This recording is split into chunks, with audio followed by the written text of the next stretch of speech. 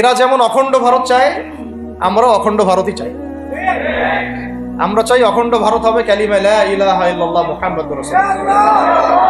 আপনারা তো মনে করেন যে ভারত আমাদেরকে ঘিরে রাখছে, তাই না? আসলে ভারতকে আমরা ঘিরে রাখছি। এই দিক থেকে আমরা, এই দিক থেকে চায়না, এখান থেকে নেপাল, এখান থেকে ভুটান, এখান থেকে মায়ানমার, এখান থেকে পাকিস্তান, আর তার চেয়ে বাপ আছে আফগানিস্তান। আচ্ছা না, আফগানিস্তান ওদের সাথে কেউ পারছে এই পর্যন্ত? আফগানের ভাইরা নিজেদেরকে করে নিচ্ছে, বুঝাচ্ছে। এখন কথা হচ্ছে, আমরা একটা কাপুরুষতার পরিচয় দিচ্ছি। নেপাল ওকে টাইম দেয় না, ভুটান টাইম দেয় না, মায়ানমার টাইম দেয় না, চায়না তো দেয়ই না, আর আমরা তাকে একেবারে প্রভুর আসনে বসায় রাখছি। আমরা কি দিছি? আমরা ইলিশ দেই, আমরা ট্রানজিট দেই, আমরা রেল দেই, আমরা বন্দর দেই, আমরা আর কি দেই? গ্যাস তো দেই মাশাআল্লাহ, তারপরে পণ্যগুলো তো দিচ্ছি, গার্মেন্টস দিয়ে দিচ্ছি, আমাদের প্রশাসনের মধ্যে লোকজন দিয়ে দিচ্ছি, কর্মী শ্রমিক দিয়ে দিচ্ছি। এই জন্যই তো বলি, কেন সে স্ট্যাটাস দেয় যে এই স্বাধীনতা তার স্বাধীনতা। এটাই তো আমার কারণ। তার মানে তারা আমাদের সার্বভৌমত্বটাকে স্বীকার করে না, তাই না? তারা যদি আমাদের স্বাধীনতা সার্বভৌমত্বকে স্বীকার করতোই, তাহলে তো এরকম স্ট্যাটাস দিত কি? এখন কথা হচ্ছে, আমরা মাথা নত করার জাতি না। আমাদের নবী মুহাম্মদ সাল্লাল্লাহু আলাইহি ওয়াসাল্লাম মাথা উঁচু করে দাওয়াতি কাজ করছেন। মার খেলেও কখনো তিনি মাথা নিচু করেন না। সাহাবায়ে কেরাম রাদিয়াল্লাহু আনহুম আজমাইন মাথা উঁচু করে দাওয়াতের কাজ করছেন, কারোর সামনে মাথা নত করেন নাই, ইল্লাল্লাহ, আল্লাহ ছাড়া। মার খেয়েছেন, হিজরত করতে হলে হিজরত করেছেন, কখনো মানুষ গালি দিয়েছে, গালি সহ্য করেছেন, কখনো মদিনায় চলে যেতে হয়েছে, দেশ ছাড়তে হয়েছে, দেশ ছাড়ছেন, আবার কখনো ইসলামী রাষ্ট্র কায়েম করতে হয়েছে, রাষ্ট্র কায়েম করছে। জিহাদ করার দরকার, জিহাদও করছে, কেতালের দরকার, কেতালও করছে। আস্তে আস্তে মক্কা বিজয় করছে, করেন নাই? সিরাত পড়তে হবে, সিরাতের ধারাগুলো আমাদেরকে বুঝতে হবে। এখন আমরা তো তার উত্তরসূরি, আমরা তাদের উত্তরসূরি।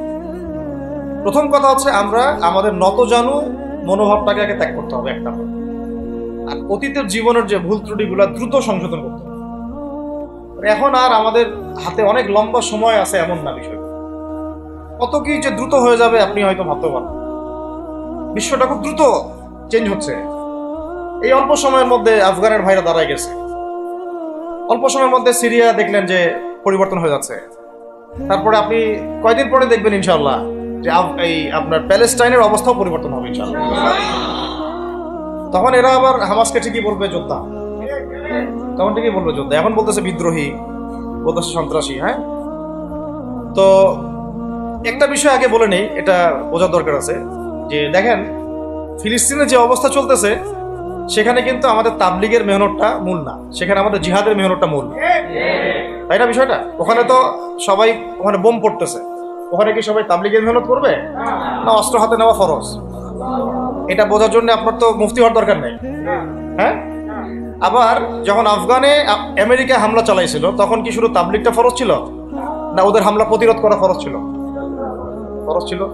একই অবস্থা সিরিয়াতে হয়েছে, কিন্তু বাংলাদেশে এখন সেই অবস্থাটা নাই। কিন্তু বাংলাদেশে তাবলিগের মেহনত, আমর বিল মারুফ নাহি আনিল মুনকারের মেহনত তো চলবে, মানে তাবলিগের মেহনত, দাওয়াতের মেহনতটা চলবে। যদি কখনো বাংলাদেশে দেখা যায় যে দেশের শত্রুরা বা দিনের শত্রুরা বা উগ্রবাদীরা এই দেশের স্বাধীনতা সার্বভৌমত্বের উপর আক্রমণ করে, তখন কি আমাদের উপরে জিহাদ ফরজ হবে কিনা? এখন যদি তাই হয়, এখন আপনাদের কি মনে হয় এটার সম্ভাবনা আছে না নাই? এইটুকু ইন্টেলেকচুয়াল অবস্থা তো আপনাদের আছে, এটার সম্ভাবনাও হতে পারে, আজ হোক কাল হোক, হতেই পারে। তখন আমার প্রিপারেশনটা কি হবে সেটা আমাকে এখন জানতে হবে। আমার প্রিপারেশনটা কি হওয়া উচিত? প্রথম প্রিপারেশন হওয়া উচিত, আগের সমস্ত জিন্দেগিতে যা করছি নিজেকে আল্লাহর দিকে ফিরাই নিয়ে আসে। এটা প্রথম কাজ। যে আল্লাহর দিকে ফিরে আসে নেই, তার সাথে না জিহাদের সম্পর্ক আছে না কিতালের কোনো সম্পর্ক, সে তো আল্লাহর পথেই নাই। তো প্রিয় যুবক ভাইরা, আগে প্রথম কথা হচ্ছে আগে আপনি আল্লাহর দিকে ফিরে আসেন। দ্বিতীয় কথা হচ্ছে, এরপরে আমাদের প্রয়োজন শারীরিক প্রস্তুতি। যেমনটা বললাম যে কোনো অবস্থাতেই আলেম ওলামাদেরকে, দায়ীদেরকে, মুফতিদেরকে, মুহাদ্দিসদেরকে, মাদ্রাসার শিক্ষকদেরকে, খতিবদেরকে ভিতরে ঢুকতে দেওয়া যাবে না। কারণ আপনাদেরকে যদি ভিতরে নিয়ে যাওয়ার স্কোপ পায় তারা নতুন করে আবারও কেউ, তাহলে আর সুস্থ রাখবে না, ফিজিক্যালি আপনি ঠিক থাকতে পারবেন না। অতএব একটা সামাজিক প্রতিরোধ গড়ে তুলতে হবে সবসময়। মানে একটা এলাকার মধ্যে একজন আলেম আছেন, সেই আলেমকে এলাকা থেকে নিতে পারবে না, তাকে নেওয়ার আগে 100 জনের উপর গুলি চালাইতে হবে, এমন একটা মুভমেন্ট থাকতে হবে। প্রতিবাদ না করলে আপনি বান্দরবনে যান, বান্দরবনের পাহাড়ি এলাকায় গিয়ে কোন একটা পাহাড়ি লোককে উঠাই নিয়ে আসেন, দেখি কত বড় সাহস। আর্মি পর্যন্ত পারে না। কি পারে না? সেনাবাহিনী পারে না। পারে? পাহাড়িরা ওইখানে ঐক্যবদ্ধ হয়ে যায়, ওদের মহিলারা ঝাড়ু নিয়ে সামনে চলে আসে।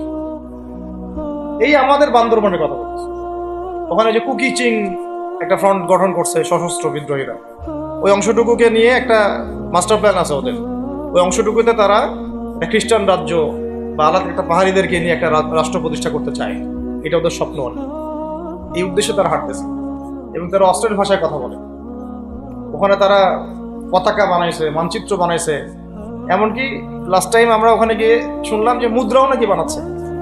মুদ্রা বুঝতেছেন বিষয়টা কত ডিপ? আমাদের রাষ্ট্রে যে কত সমস্যা, আর জানি না যারা দায়িত্বে আছে তারা কি করতেছে, আসলে কোন দিকটা সামাল দিচ্ছে। অর্থনৈতিক দিকটা দেখবে না এই পাহাড়ি এলাকার সমস্যাগুলো মেটাবে, নাকি আমাদের মুসলিম উম্মার অভ্যন্তরীণ সমস্যাটা মেটাবে, না সে যারা পড়ে আছে হাসপাতালে তাদের খবর নিবে? সিনেমা দেখতে বসে গেছে। কোন আক্কেলে সিনেমা দেখেন আপনি? সিনেমা দেখার সময় কোথায়? সিনেমা দেখার সময় কোথায়? এই যে যতগুলো ভাই শহীদ হয়েছে তাদের পরিবারের খোঁজখবর নেওয়া লাগবে না?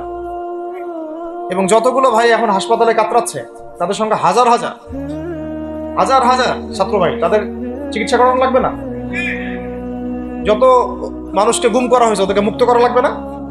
তারাও তো জানে এটা অন্যায়, এবং যারা করে তারাও বলে এটা অন্যায়। জানেন, যারা করে তারাও বলে এটা অন্যায়। এবং আমাকেও বলেছিল যে, আমি জিজ্ঞাসা করেছিলাম যে আমাকে যদি মানে প্রকাশ্য কোর্টে চালান করে দেওয়া হয় এবং জাতির সামনে বলা হয় যে আমাকে গুম করা হয়েছে, এবং এরপর যদি বলা হয় যে আমাকে গুম করার পরে কোনো রকমের নেগেটিভ কিছু পাওয়া যায় নাই তাই আমরা ছেড়ে দিয়েছি, এই কথাটা কি বলা যাবে কি যাবে?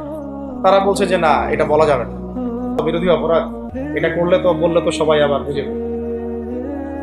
এই হলো অবস্থা। ওখানে আমরা বুঝেছি যে বাংলাদেশের প্রশাসনে দুইটা ভাগ আছে। একটা ভাগ হচ্ছে মারাত্মক রকমের ইসলাম প্রিয় এবং দেশপ্রেমিক, মাশাআল্লাহ, আমরা তাদেরকে স্যালুট জানাই। কিন্তু আপনারা ভুল জায়গায় শ্রম দিচ্ছেন, আপনারা ভুল জায়গায় মেধা, শ্রম এবং আপনাদের জীবন নষ্ট করতেছেন। আপনাদের থাকা দরকার ছিল ওলামায়ে কেরামদের সাথে, তাহলে আপনাদেরকে টক্কর দিয়ে কেউ সামনে যেতে পারতো না। আপনারা খালিদ বিন ওয়ালিদ হতে পারতেন আমাদের, আপনারা কিন্তু ওমর ইবনে খাত্তাব হইতে পারতেন। ওইখানে ঢুকে আপনারা শুধুমাত্র দুনিয়ার স্বার্থ সব নষ্ট করতেছেন।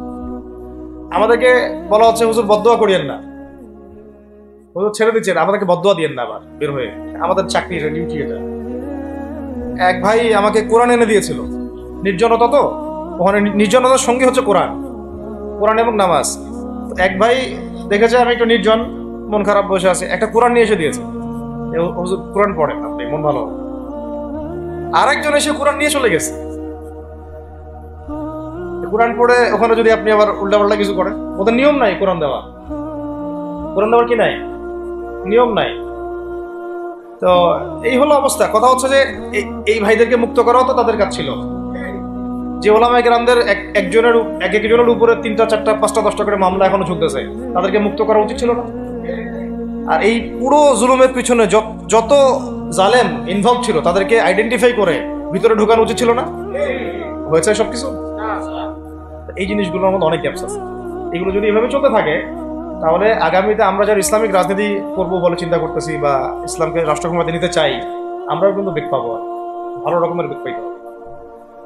আর বিগত সময় আমরা অনেক ভুল করছি, যেমন মন খারাপ করেন না এগুলো, আমরা ভুল করছি এই যে আমরা সেকুলারদেরকে অনেক বিশ্বাস করে ফেলছি, ঠিক আছে, ওদেরকে আমরা ভাই বোন করার চেষ্টা করছি। আসলে এদের সাথে আর কাফেরদের সাথে কোনো পার্থক্য নেই। সেকুলারিজমে যারা আছে আর কুফার যারা, এদের মধ্যে কোনো পার্থক্য নেই। ওই কালিমা পড়া না পড়ার পার্থক্য, তো বাকি আপনার পিঠে ছুরি এরাও মারবে ওরাও মারবে। আর আমি ছোট মানুষ, ছোট জায়গা থেকে বলতে চাই যে আমাদের যে ওলামায়ে কেরামগণ মাঠে আছেন, যে রাজনৈতিক দলগুলো আপনারা মাঠে আছেন, এবার আপনারা কোনো রুটির টুকরার জন্য লড়বেন না। এবার পুরা রুটি নিয়ে লড়বেন, প্রত্যেক আসনে প্রার্থী দিবেন আপনার। যেহেতু এর বাইরে সিস্টেম এখন অন্য সিস্টেমে যাওয়ার সুযোগ হচ্ছে না, তাহলে পুরা রুটিটার জন্য লড়তে হবে আপনাদের। আমাদের টার্গেট হচ্ছে এখন একটা ইসলামপন্থী সরকারকে রাষ্ট্র ক্ষমতায় নিয়ে যাওয়া, এটা আমাদের এখন প্রধান টার্গেট। আমাদের এজেন্ডা স্পষ্ট, কোনো গোপন এজেন্ডা নাই। আমাদের কি নাই? কোনো গোপন এজেন্ডা নেই। আমরা চাই বাংলাদেশে এখন একটা ইসলামপন্থী রাষ্ট্র ব্যবস্থা গড়ে উঠুক, ইসলামপন্থী সরকার শাসন ক্ষমতায় আসুক।